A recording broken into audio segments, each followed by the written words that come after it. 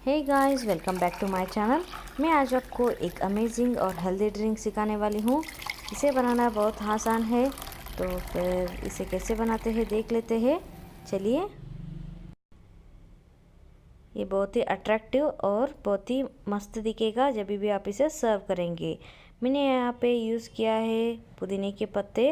इसे मैं अच्छी तरीके से वॉश कर देती हूँ और वॉश करने के बाद इसे निकालना है। ऐसे लिफ्ट करके निकाल के एक मिक्सी की जार में डाल देती हूँ और इसे अच्छी तरीके से ग्राइंड कर देना है। थोड़े ही पानी डाल के ग्राइंड करना है।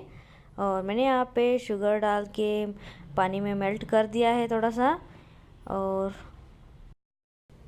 पुदीने पत्ते को मैंने यहाँ पे ग्राइंड करके रखा होता, इसे मैं यहाँ पे डाल देती हूँ।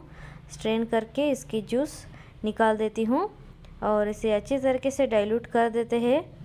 कितना चाहिए रहता है उतना डाल के नींबू की शरबत बना देंगे।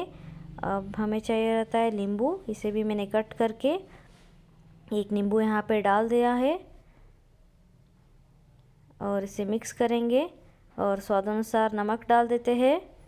इसे अच्छी तरीके से मिलाएंगे और इसे सर्व करेंगे।